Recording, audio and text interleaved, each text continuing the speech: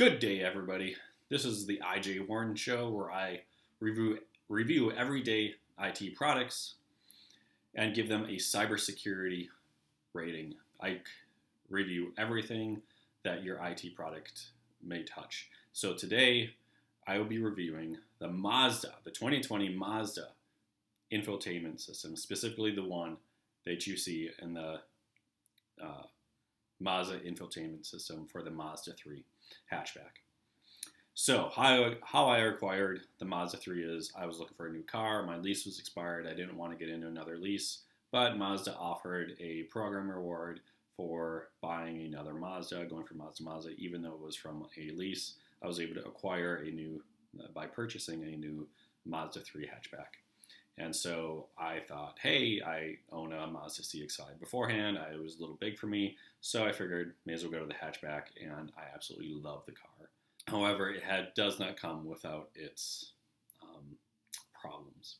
So without further ado, let's go into the troubles of the Mazda 3. The biggest issue I had with my old Mazda, an old 2016 Mazda CX-5, was it lacked Android Auto support for the Android Auto app, and also the Apple CarPlay. So that was my biggest problem with the infotainment system, the old one. However, I will say the ergonomics of the old system that I had with the Mazda was great. I mean, it was very intuitive. It was very easy to go from one menu to the next, or go from nav to radio to, playing stuff over your phone via the audio cable, or it even supported Bluetooth. So I was able to play songs over it, all that stuff. So I was really, really satisfied. I heard a lot of bad reviews about the new 2019 and 2020 Mazda 3. And I was like, it can't be that bad. Well, with the introduction of Android and Android CarPlay, Apple CarPlay and Android Auto, it comes really, really bad. Actually, it's not intuitive. You used to be able to go from the radio, from Android Auto or CarPlay, or you used to be able to go from one menu to another just by the push of a button.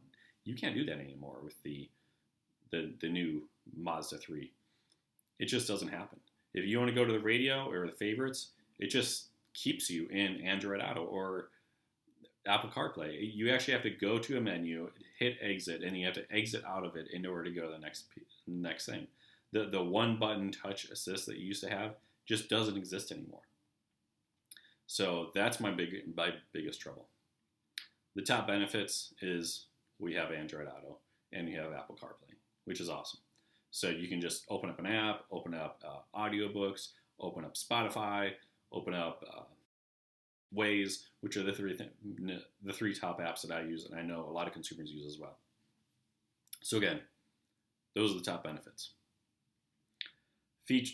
Features, I've gone across the features, but to go beyond just what you can with your phone, attaching the phone is through the computer, you also have lane assist, it has adaptive cruise control, and it has collision detection where it will actually automatically brake.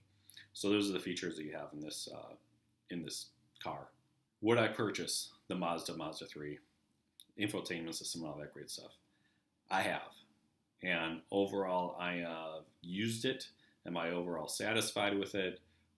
With the car, I'm absolutely satisfied. I'm a small car guy. That's just who I am. With the features that you have that are lacking, and overall the lack of intuitiveness that you have with the stereo and infotainment system, yeah, I am very, very concerned about this. And it is not my favorite out there. But who is the market for the infotainment system? The Mazda infotainment system is something you feature in all the cars, in all the Mazda cars, and their SUV lineup. So again, that's the market that Mazda has. So if you're into Mazda, this is it. So let's go into the warning score. For assurances, this is assurances that the car is supported, that the features that you may or may not like, and the cybersecurity features, whether or not it will be resolved. Mazda is not a very large company. It does have backing through, it has historically had backing through Ford, and it currently has backing through Toyota, through partnerships and whatnot. So what assurances do I have if a cybersecurity incident were to occur that they would resolve it? Take, for example, if somebody found a way to hack the system and to engage lane assist or automatic braking system without maliciously. What are my assurances? It's not very high. I'm sorry. This is Mazda. This is not a big top company. It's not a big IT company. They don't invest in a whole lot of technology. They're not a top tier company. They're not Toyota. They're not Tesla.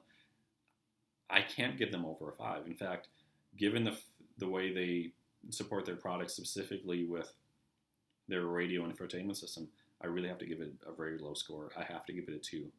Is it the worst of the worst? No. Can it get worse? Absolutely.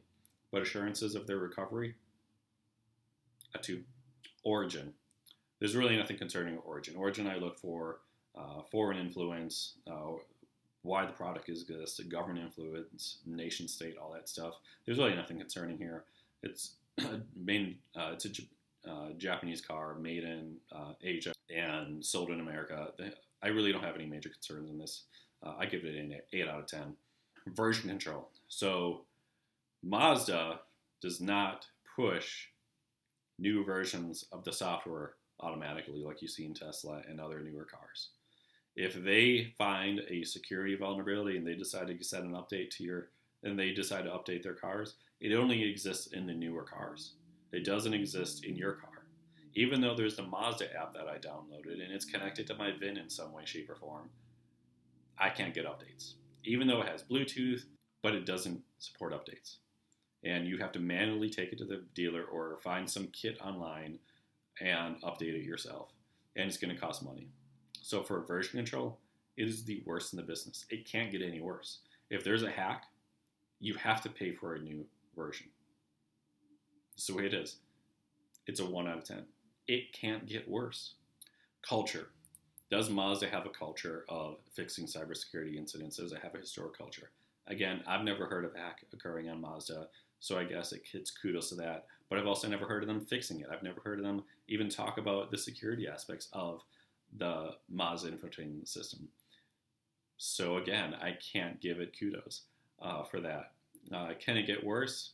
Yeah, it could get worse. They could get hacked and then they say they're not going to do anything about it. So I guess it could get worse. But it's at the bottom, 2 out of 10. Features and control. Again, the features on this car are the computer features, and I'm looking at specifically the cyber features of this. It has a stereo, but it also can control your lane assist and your cruise control and also automatic braking for collision detection. If that was hacked and overtaken, again, that's the worst thing that could happen. So, but you do have a feature. You do have the ability to control that feature. There is a button on the left of the steering wheel that allows you to turn those features off. So in the worst case scenario, if Mazda were hacked and you had to turn those features off, you could. For features and control, we're going to give it a 7 out of 10. You're able to disable the important things like the safety features in case anybody tries to override them. But simple things like navigating through menus are very, very difficult, and things like turning off Bluetooth while driving are also disabled. Overall, there's just a lot of features that this thing lacks, and while you do have some control over the important things, it just can't be ignored the fact that the features on this could be far better compared to other competitors. For performance, I'm going to give it a 3 out of 10. They can definitely do better in terms of ergonomics and the ability to navigate from one menu to the next. And the fact that certain buttons have dual functions when you're in one menu but not the other, again, just the overall ergonomics of the system are just bad. This is where I graded in the performance area. For product support, again, you have to take it to the dealer to get it updated. What would happen if it had to get recalled because there was a major security flaw in its cyber system, infotainment system? I have no idea what they would do. Because it's never been tested, I can't give it any lower score than a 1. So in this case, I'm going to give it a 2 out of 10. For the Mazda 3 infotainment system, for a chances of exploitation, this is where we're looking at the chances of a hacker actually attempting to exploit the system and attempt to hack it. Again, generally more popular items, more big ticket items are more vulnerable to this. The better sellers are usually more vulnerable to this. So Mazda is not a big seller in the technology industry. Mazda is not a big seller in the auto industry. So for those reasons, there's a very low chance of exploitation being attempted. And for that, I'm going to give it an 8 out of 10. In this case, you want a higher score. You do not want a low score on this. For Komar, this is the chances of a major attack and recovery.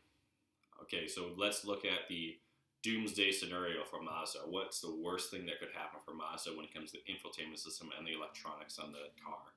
The worst case scenario that would happen is that somebody's able to hack the Mazda infotainment systems. However, also being able to take control of the safety features such as the automatic braking and the lane assist, turning the steering wheel.